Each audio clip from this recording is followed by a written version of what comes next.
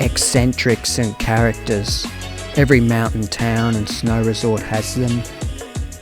We saw posters around Hotham, chatted to locals, seasoners and tourists. One name was continually mentioned, DJ Eddy. Stories of nights of debaucherous fun with mixed and varied crowds. DJ Eddy seemed more a figment of people's imagination, perhaps a caricature of life itself. This DJ Eddy character wasn't real, was he? So I'm at the General, I've wandered upstairs and I have managed to find the iconic DJ Eddy. Mate, nice to be here, JD. That's it, mate. Welcome to SnowChef. Cheers, brother. It's good to be here. Yeah, so how long have you been on the scene here at Hotham? Oh, I kind of can't remember. I feel like it turns into one of those things where it's season after season. I think it's about 20, but it could be more. It could be 30. So it's a blur, late night after late night after late night? It is. I kind of go by that mantra of ski all day, party all night. So it turns into a 24-hour cycle, really. This is my booth here upstairs, which looks like a restaurant now, but it actually turns into a nightclub at night. And so how's the crowd here at Hotham? The snowboard crew, the ski crew, everyone, how do you get them up and going? Well, it's a mix. I would call it mixed. Yeah. You can get anyone in here from 70-year-old dudes who've had a big day out on the slopes, right through to 18-year-olds who are really into trap and sort of bass music.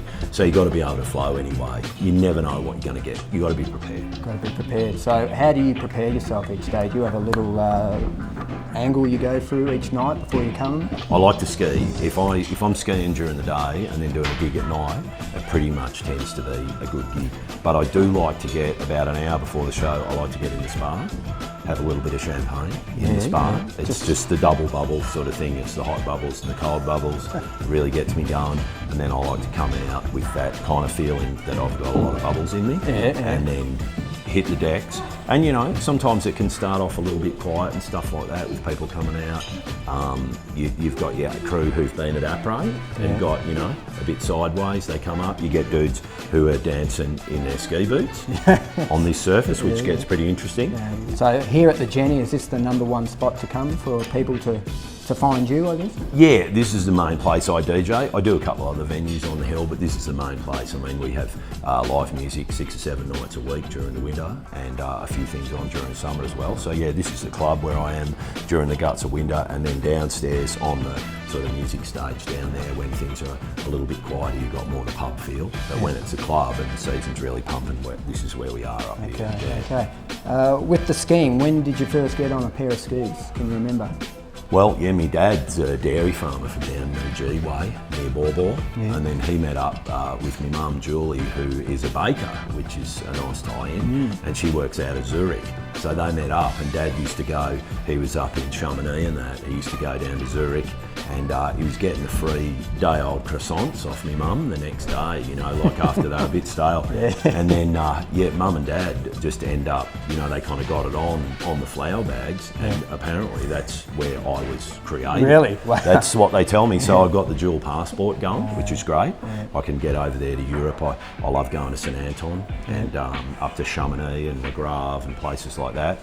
So yeah, it was me dad, definitely. You know, he was a ski instructor and a dairy farmer. He instilled the love of skiing for sure. Yeah.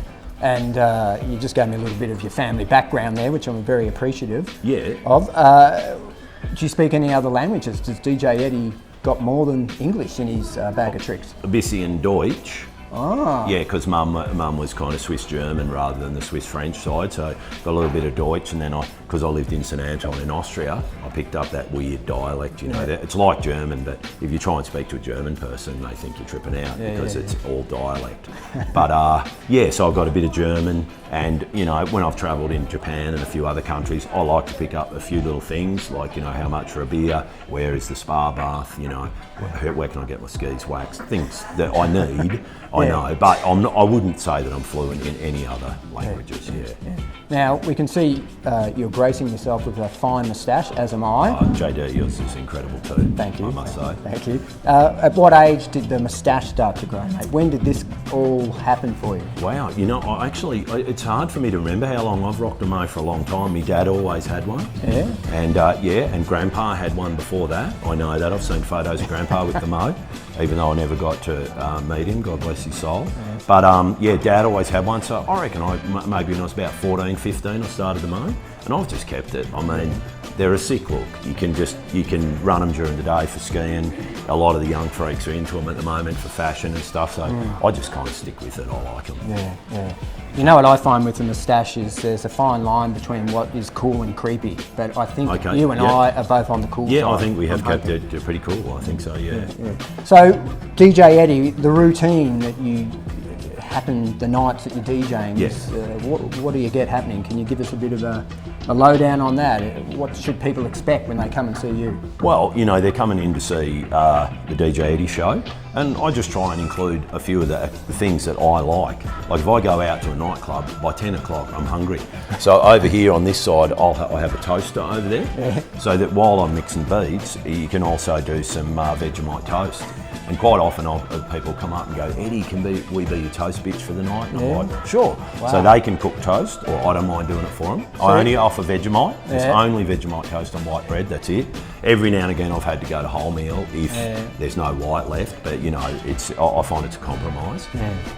Are you overlaying Down Under, Men at Work? I like Down Under, I'll play that. And I don't mind, like some people come up to me and say, Eddie, what are you doing going from this genre to that, to this?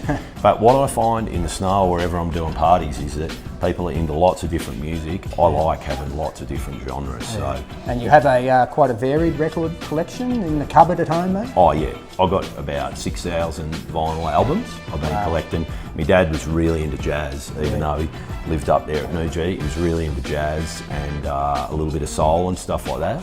So I got a lot of that sort of music, Thelonious Monk, Coltrane, Miles Davis. And that got me interested in it because there's big links between jazz and hip hop.